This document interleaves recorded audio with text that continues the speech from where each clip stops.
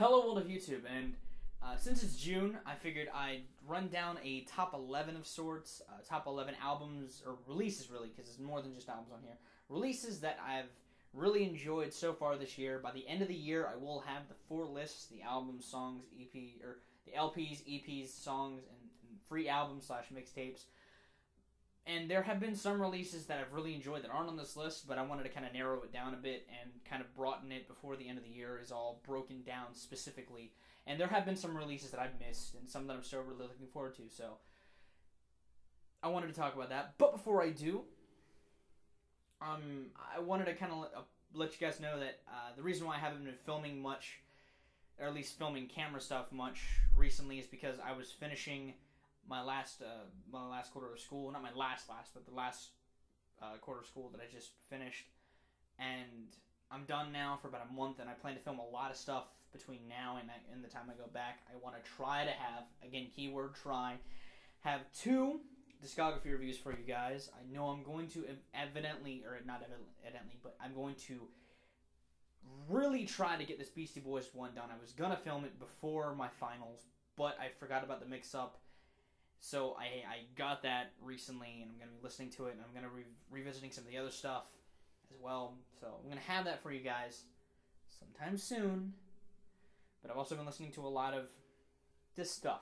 So it's because I'm trying to, it's hard to balance. Sometimes it's hard to balance current stuff with discography review stuff. But anyway, aside from that, I do have a random video that I'm going to be posting today of footage that I've compiled from the past week or so. I did the same thing back in January when I wasn't posting much, so it's kind of a reward to you guys for sticking around. You get some random footage. But anyway, aside from that, I've also been doing music. I'm going to be posting 3 links in the under thingy, 1 remix, a mashup, and a project I did. My final project for my audio class where I mixed a song. I was given the audio files, and I mixed them. I did the levels, I did the panning, I did all plugins and all that stuff. So that is linked below, along with a mashup I did of, this is going to sound weird, but the Gorillaz Clint Eastwood with the Legend of Zelda theme. I do plan on working on it a little bit more, but if you want to hear it now and download it the way it is, that is also linked below, along with a remix I did of the Lavender Town theme from the Pokemon game. So if you like Pokemon and you like that remix, that is also available for download, and it's also available to stream on my SoundCloud page, which is linked below, where you can also download it. But anyway, on with this list of sorts. These are in really no particular order, and links to some of these reviews that I did, because I did post a lot of these, or not a lot of them, but some of them I've reviewed on the blog, which is again linked below. A lot of things are linked in the under thingy. The under thingy is always filled with magical links that if you'd like to journey and find, you may do so. But anyway, to start off, I guess I'll talk about the wasting light of this year, my number 1 of the year that I've already almost pretty much decided that's my number 1, unless something else comes out that really wows me. The new Death Grips album, The Money Store. I am loving the crap out of this album from start to finish. This album is just fantastic. I loved Ex-Military last year. I'm loving The Money Store this year. I'm excited for the new release. Their other release is coming out this year. I'm loving The Money Store. It's start to finish. All the hooks, the verses, it's just everything. This album is amazing. I'm loving this release immensely. So if you would like it, I hope you do. I highly suggest checking it out. Also in the realms of hip-hop, the new LP release, the Cancer for Cure. And I only got into LP back in April. I got Fantastic Damage, loved it, been hooked on that. And then I got this, and I've been hooked on this. I'm loving this LP record. It's the production is astounding. The beat, the verses are fantastically done. LP spits amazingly on this album, and I'm loving it. It'll keep me occupied until I get the rest of this material. So I'm really digging that. In terms of alternative rock and kind of indie, the new Silversun Pickups record I have been addicted to. I listened to it all the way through again today. Like it's a nice, really nicely done release by this band that I feel that's very underrated. I don't know really many people who like this band, which is kind of a shame. Then again, people like to criticize the throwback sound that they have. I like the throwback sound that they provide. It's really good. Some would say it's niche, but I don't think it's niche. I just think it's really well done.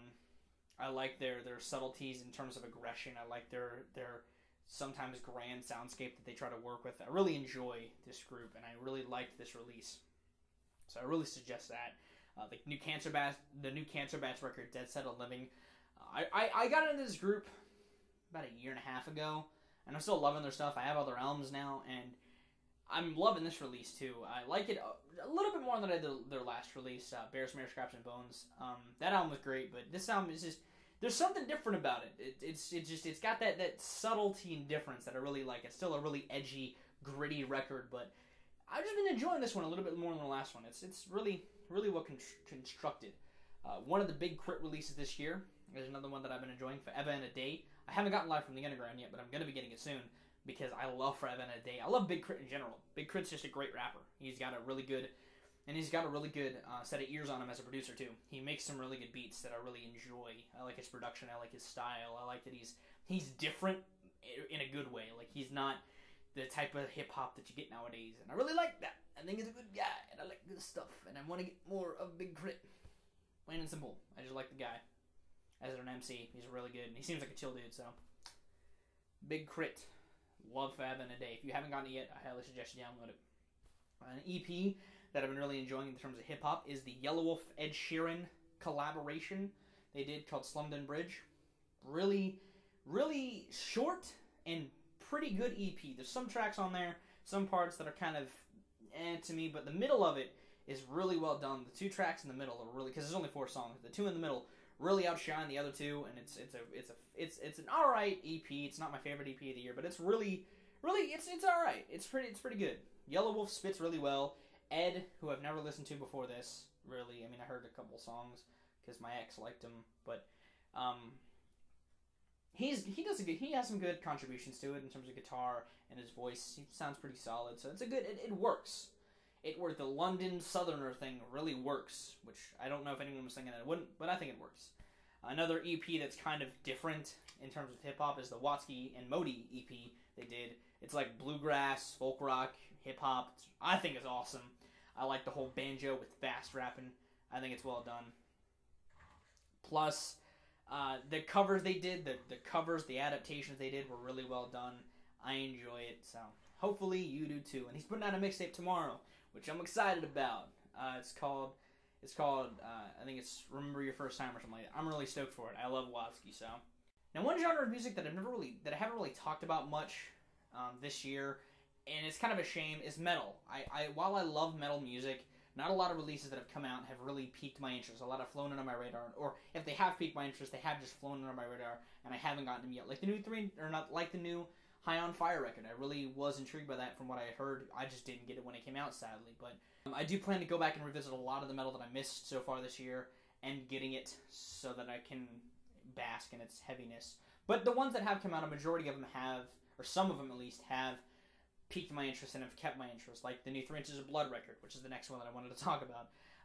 I like throwback style. That's why I like Silversun pickups. That's why I like Airborne. That's why I like The Darkness. They're bands that sometimes reinvent or recapture the style of a certain decade or genre of music, and 3 Inches of Blood does a really good job of rekindling that style of old school speed metal, like Old Maiden or Old Priest, like Painkiller era Judas Priest, while throwing in a bit of modernized melodic, like In Flames style in terms of in the growly vocals. Like I really enjoy this release, and I keep going back to it because it really entraps me. The instrumentation is solid, and the band does a really good job of doing their craft, metal, and making it awesome.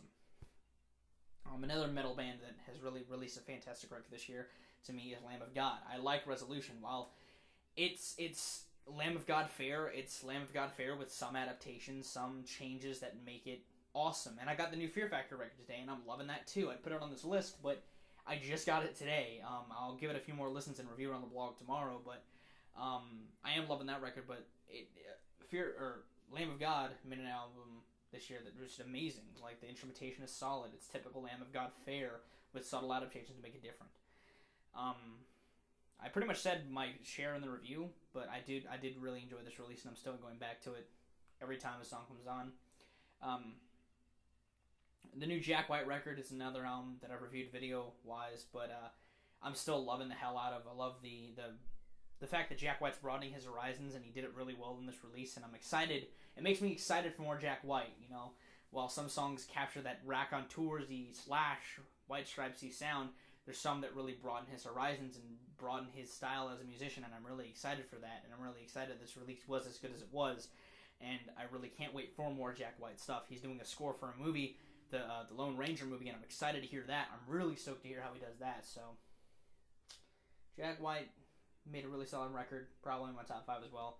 And the last one I wanted to talk about, while I do enjoy it, I probably won't make the end of the year list because I'm not revisiting as much. Like, each time a song comes on, I lose interest more and more. And that's the new Meshuggah record, Collabs. While I love Meshuggah, I love Chaosphere, I love Obzin, I love their first album, the really long title one that's on screen now. I love Meshuggah. They did a really good job of evolving their style and making themselves a progressively heavier, intricate band. This album isn't terrible. It's just not wowing me like their other records did. I'm revisiting those more than I am this, even though this came out recently. And that might change the more I listen to it. Again, like I might have like a weird curve where I start to appreciate it more, but I'm not digging it right now. I'm not really digging that release. Some of the songs are great. The riffage is really heavy. The sound is really thick. It's their style. It's just, I guess it's just not too much of a change to me. Like, I love Obzin, and this kind of seems like Obzin Part 2 almost. Like, I dig the thickness of their sound. I dig the fast songs. The fast songs are really driving, and the slower paced songs are really pounding. But I don't know. I'm just not revisiting as much as I was hoping I would. But yeah, that one might not make it to the end of the year. But I'm hoping it does because I do love Meshuggah. But that being said, that's pretty much going to round out my list of 11 albums that I am enjoying so far, or 11 releases that I'm enjoying so far in 2012. Again, links below to all the stuff I was talking about, the songs, the reviews, plus my Twitter, Facebook, and all that stuff if you're interested. That's pretty much going to wrap it up. I have been Viralrak. You guys have good days, lives, and situations, and I'll see you another day. Review of the Fear Factory album coming tomorrow for the blog. I'm just going to dance here, because I just want to dance. I just feel like dancing. Gotta dance tonight.